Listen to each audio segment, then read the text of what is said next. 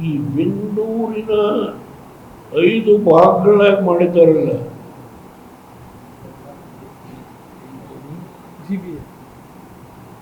ಐದು ಕಾರ್ಪೊರೇಷನ್. ಅದು ರಾಮನಗರನೂ ಒಂದು ಕಾರ್ಪೊರೇಷನ್ ಇರಬೇಕಲ್ಲ,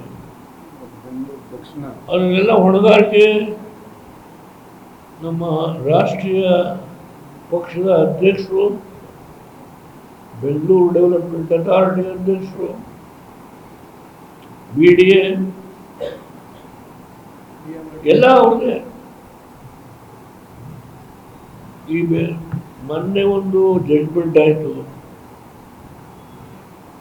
ಯಾವುದು ಇಲ್ಲಿ ಯಾವುದೋ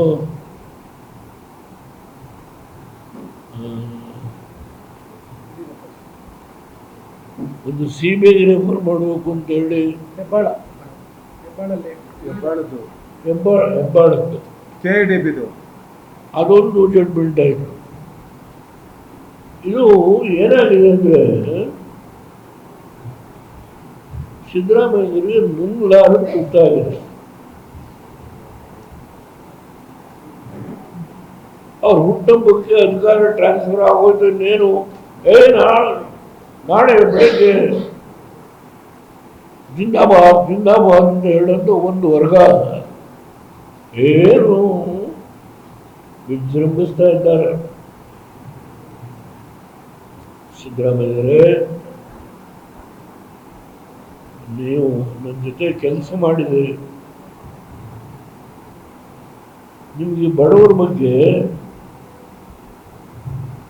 ಹಿಂದುಳಿದವರ ಬಗ್ಗೆ, ಹರಿಜನ ಗಿರಿಜನರ ಬಗ್ಗೆ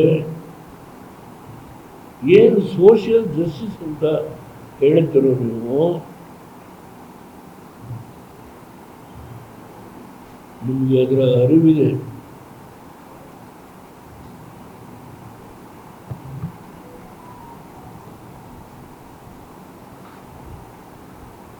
ಎಲ್ಲೋ ಕೂತು ಮಾತಾಡಿದ್ವಿ, ಅದರಿಂದ ಅಧಿಕಾರ ಟ್ರಾನ್ಸ್ಫರ್ ಆಗಬೇಕು ಅಂತ ಅದೆಲ್ಲೋ ಕಥೆ ನಡೀತಾ ಇದೆ. ಅದು ನಂಗೆ ಸಂಬಂಧ ಇಲ್ಲ.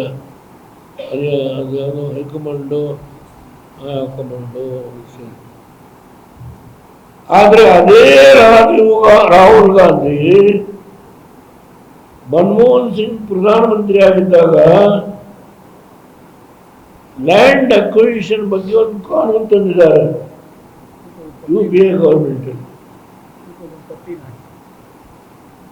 ನಾನು ಅದ್ರ ಬಗ್ಗೆ ಪತ್ರ ಬರೆದಿದ್ದೇನೆ, ಕರ್ನಾಟಕದಲ್ಲಿ ಏನು ನಡೀತಾ ಇದೆ ಅಂತೇಳಿ. ಹೇಗೆ ಸುಮಾರು 20,000 ಎಕರೆ ಭೂಮಿನ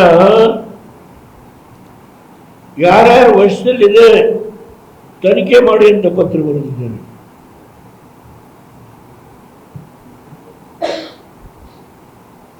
ಇವತ್ತು ಹೆಬ್ಬಾಳದ್ದು ಅದ್ರ ಬಗ್ಗೆ CBI ಹೋಗ್ಬೇಕು ಅಂತ ಹೇಳಿ ಒಂದು ಜಡ್ಜ್ಮೆಂಟ್ ಕೊಡ್ತಾರೆ.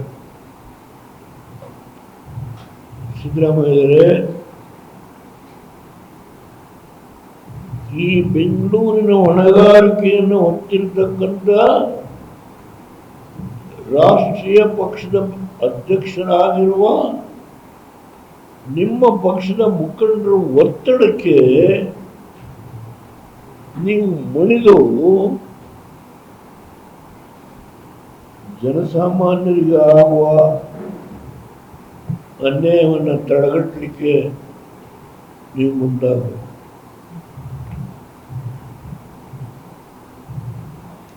ನನಗೆ ನನ್ನ ಮುಂದೆ ಇರೋದು ಯಾವ ಬಿಡದಿಯ ಜನ ಇವತ್ತು ಕಣ್ಣೀರಿನ ಕೈ ನಡೀತಾ ಇದ್ದಾರೆ. ಯಾರು ಅವ್ರ ಹತ್ರ ಹೋಗಿ ನೋಡಿರೋರು? DC ಹೋಗಿದ್ದಾರ? ಅವ್ರು ಕೂತ್ಕೊಂಡು ಹೇಳ್ತಾ ಇದ್ದಾರೆ, ಅಲ್ಲಿ ಕಣ್ಣೀರಿನ ಕೈ ತೊಡಿತಾ ಇದ್ದಾರೆ. ನಿಖಿಲ್ ಕುಮಾರಸ್ವಾಮಿ ಹೋದ್ರು, ರಮೇಶ್ ಗೌಡ್ರು ಹೋದ್ರು, ಮಂಜು ಹೋದ್ರು. ಏನು ಎಲ್ಲ ಹೋರಾಟ ನಡೀತು. ಅಲ್ಲಿಯ ಶಾಸಕರು ಹೋಗಲ್ಲ ಅಲ್ಲಿಗೆ.